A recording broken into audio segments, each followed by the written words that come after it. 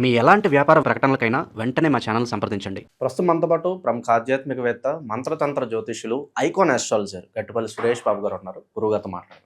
నమస్కారం గురుగారు. జై శ్రీమన్నారాయణ. సో గురుగారు, మార్చి మాసం విశేషంగా తులారాశి వాళ్ళకి ఏ విధంగా ఉండబోతుంది? ఈ 3వ తారీఖు వచ్చే గ్రహణం తాలూకు ఇంపాక్ట్ ఎన్ని రోజులు ఉంటుంది? వీళ్ళ మీద ఎలా ఉండబోతుంది? అలాగే ఉగాదిని ఏ విధంగా వినియోగించుకుంటే ఈ నెల వీళ్ళకి మంచి ఫలితాలు ఉంటాయి అంటారు? ద్వాదశ రాశిలో ఒకటైనటువంటిది తులారాశి. ఈ తులారాశి వారికి మార్చి మాసం 2026 సంవత్సరం ఎలా ఉండబోతుందంటే కనుక ఇప్పుడు మనకి వీళ్ళ గురించి చెప్పాలంటే ఏ రకంగా చెప్పాలంటే మనకి గ్రహాల యొక్క స్థితిగతులు చూద్దాం. ఫస్ట్ ఇక మీన రాశిలో ఉన్నటువంటి శని భగవానుతో కూడినటువంటి శుక్రుడు, అలానే కుంభరాశిలో రాహుతో పాటు బుధుడు ఉన్నాడు. బుధుడితో పాటు రవి కూడా 15వ తారీఖు వరకు ఇక్కడే సంచరిస్తూ ఉంటాడు. ఇక ఈ యొక్క ఇబ్బందులు కానీ ఈ యొక్క గ్రహ స్థితిలు కానీ బుధుడు కూడా ఇక్కడ మనకి కుంభరాశిలోనే సంచరిస్తున్నాడు. కాబట్టి ఇక తులారాశి వారి గురించి చూసినట్టయితే కనుక కుంభరాశిలోను మీన రాశిలో ఉన్నటువంటి గ్రహాల యొక్క స్థితిగతులు ఏవైతే ఉన్నాయో ఈ రెండు ఛాయలు అనేది ఇక వీరి మీద ఇబ్బందులు కానీ అది శుభ ఫలితాలు కానివ్వండి ఈ యొక్క తులారాశి వారి పైన ఎక్కువగా అనిపిస్తుంది. ఇకపోతే ఇందులో ఇటు చూసుకున్నట్టే కనుక సింహరాశిలో ఏర్పడేటువంటి గ్రహణం, సింహరాశిలో ఆల్రెడీ కేతు ఉన్నాడు. ఇక ముందు చూసుకున్నట్టయితే కనుక మిథున రాశిలో గురువు ఉన్నాడు. ఈ గ్రహాల యొక్క స్థితిగతులను చూసినట్టయితే ఈ గ్రహణం కూడా ఏర్పడటం వీరికి కొంతమేర అశుభ దృష్టి అని చెప్పొచ్చు. ఎందుకంటే ఇటు నుంచి చూసుకున్నప్పుడు ఈ గ్రహణానికి సంబంధించినటువంటి 2వ స్థానంలోను, ఇటు నుంచి చూసుకున్నప్పుడు 11వ స్థానంలోనూ ఏర్పడుతుంది. కాబట్టి అంటే తులారాశి నుంచి చూసినప్పుడు 11వ స్థానం, సింహరాశి నుంచి చూసినప్పుడు 2వ స్థానం అవుతుంది, 3వ స్థానం అవుతుంది. కాబట్టి ఈ యొక్క గ్రహానికి సంబంధించినటువంటి స్థానాలు, గ్రహణానికి సంబంధించినటువంటి విధానాలు అయితే వీరికే ఆరోగ్య సమస్యలు అయితే కొంతమేర కనిపిస్తాయి. ఆస్తిలో నష్టాలు, అలానే ఆరోగ్య సమస్యలు, ఆ తర్వాత డబ్బు పరంగా నష్టపోవటం, ఎవరినో నమ్మి డబ్బులు ఇస్తూ వాళ్ళు గొడవలు పెట్టుకోవడం, ఇలాంటివి అయితే మాత్రం ఖచ్చితంగా కనపడుతున్నాయి. కాబట్టి కొంతమేర వీరికి ఉన్నటువంటి ఏంటంటే మంచితనం, మానవత్వము, ఎదుటి వారికి సహాయం చేయాలి, ఈ తత్వాలు ఉంటాయి ఎక్కువగాను. జేబులు అన్నీ ఇచ్చుకుంటూ పోతూ ఉంటారు. ఇలాంటి తత్వాలతో ఉన్నటువంటి తులారాశి వారికి ఈ మాసం కొంచెం పరీక్షా కాలం అని చెప్పొచ్చు. దీంతో పాటు కొన్ని వీరి మీద నరఘోషం ఉంటాయి. కాబట్టి గండాలు కూడా కొన్ని కనిపిస్తున్నాయి.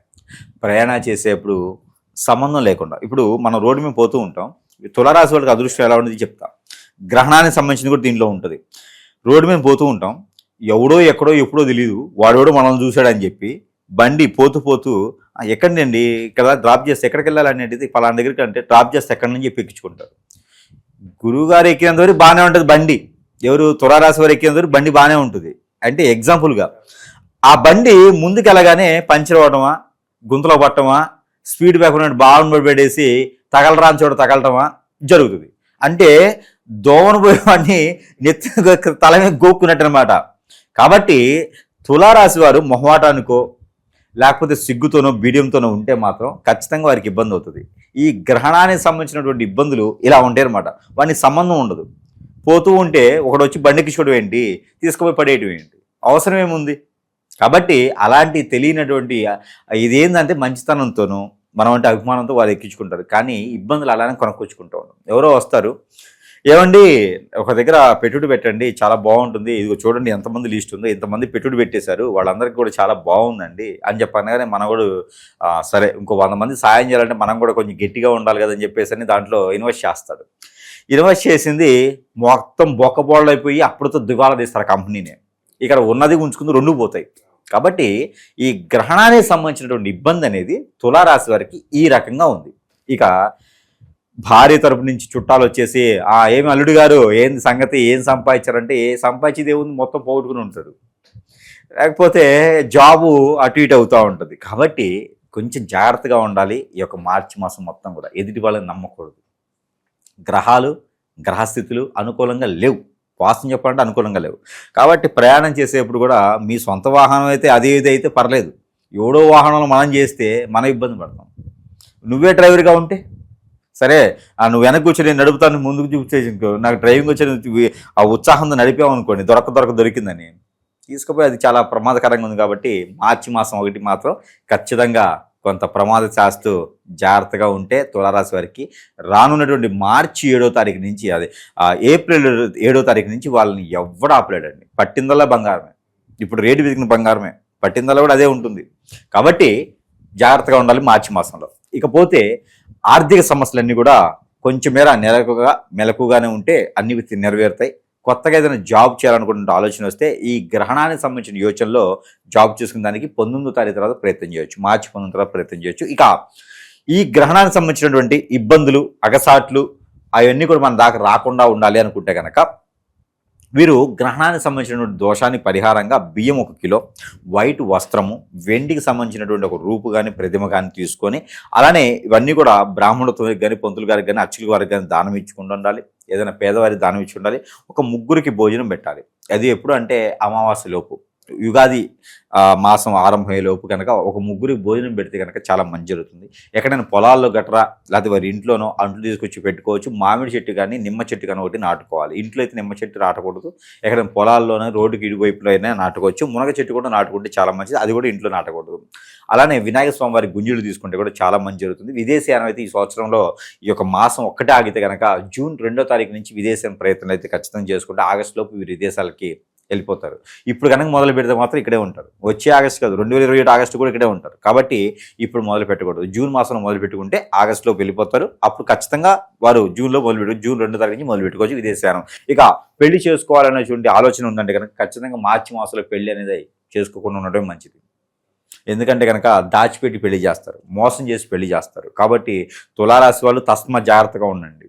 ఇది తమ్లైన్. కాబట్టి ఈ యొక్క మార్చి మాసంలో పెళ్లి యోగ్యత ఉన్నా, పెళ్లి చేసుకోవాలనుకున్నా, పెళ్లికి దానికి సంబంధించినటువంటి పెళ్లి గడియలు ఉన్నప్పటికీ కూడా మార్చి మాసంలో పెళ్లి అనేది అంత పెద్దగా వీరికి యోగ్యత కాదు. మార్పు కూడా అంతగా కలిసి రాదంటారా? అంటే ఎక్కడ పలానా ఏదో ఆఫర్ వచ్చింది మారాలనుకుంటే మారొచ్చు అంటారా?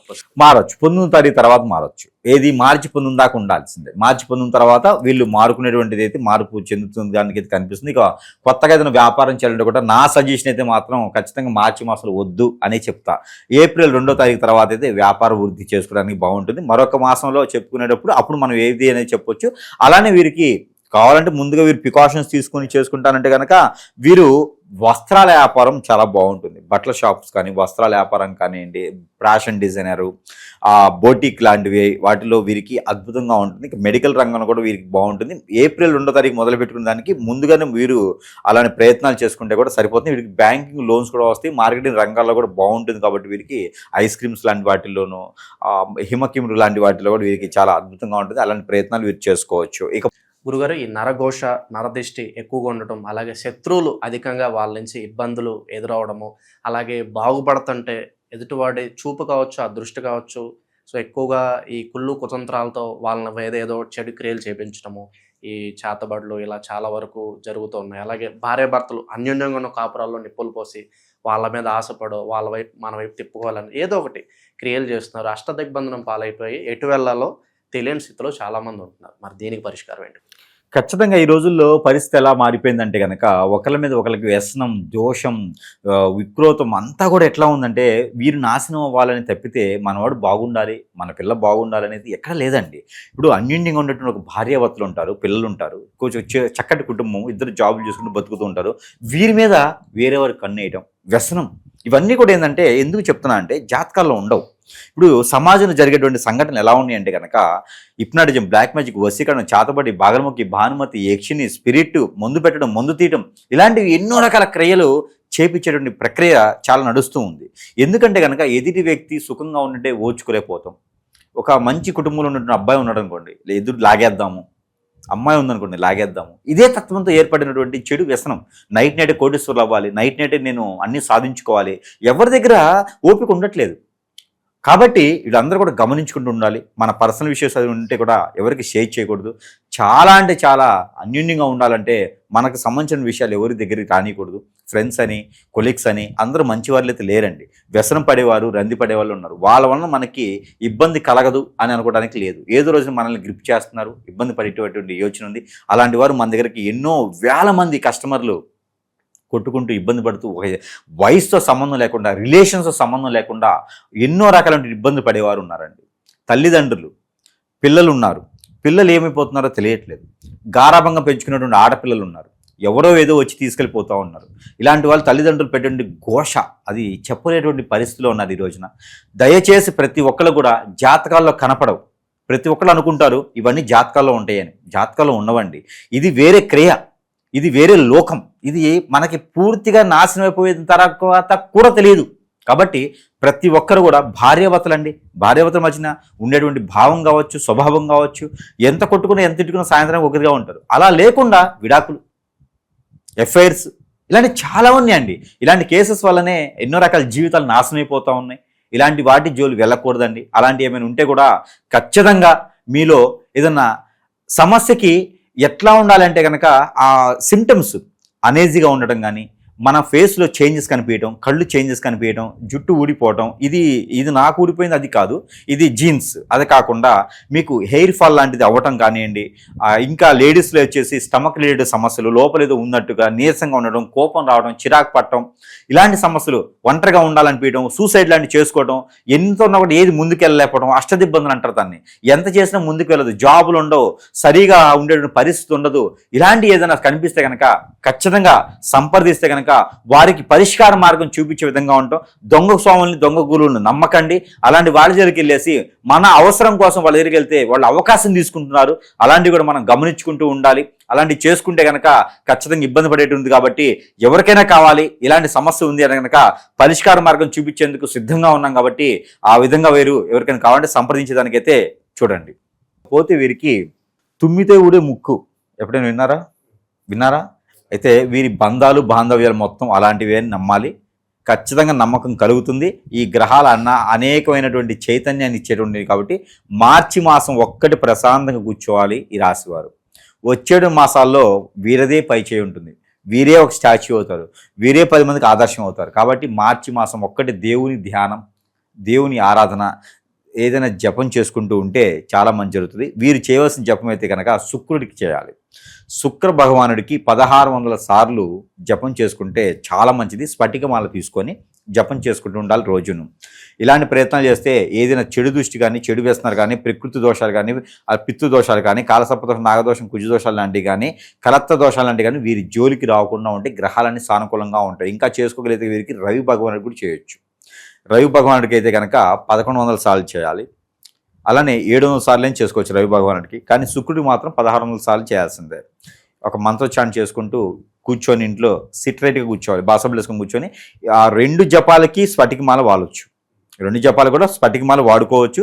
ఈ జపాలు చేసుకున్నట్టయితే ఖచ్చితంగా వీరికి మంచి జరిగేటువంటి ఏదైతే కనిపిస్తుంది, చెడు వ్యసనం నుంచి బయటపడాలి. ఇవి చేసుకుంటే ఈ మాసంలో వీరు గట్టెక్కుతారు. ఇక యుగాది రోజున వీరు చేయవలసినటువంటి పరిహారం, వీరి కులదైవానికి, ఇష్టదైవానికి దగ్గరికి వెళ్ళి నమస్కారం చేసుకోవచ్చు. వాటితో పాటు వీరు చలిబిడి చేసుకోవాలి. ఈ కాలసర్పదోషం, నాగదోషం ఉన్నా కూడా తొలగిపోతాయి. కాబట్టి చలిబిడిని దాంట్లో సజ్జలు కలిపి నాని వడకట్టినటువంటి మొలకలు వచ్చినటువంటి సజ్జలని దీంట్లో కలుపుకొని ఆ నైవేద్యాన్ని స్వామివారికి కానీ, అమ్మవారికి కానీ పెట్టినట్టయితే వీరికి ఆర్థిక సమస్యలు, గ్రహణానికి వచ్చినటువంటి దోషాలు ఇవన్నీ కూడా పటాపంచలేకపోతాయి. కాబట్టి ఆ విధంగా ప్రయత్నం చేసుకొని ఈ రాశి వారు అందరూ కూడా సుఖంగా ఉండొచ్చు మార్చి మాసంలో 2020 సంవత్సరంలో. మంచి విశ్లేషణ అందించారు. ధన్యవాదాలు.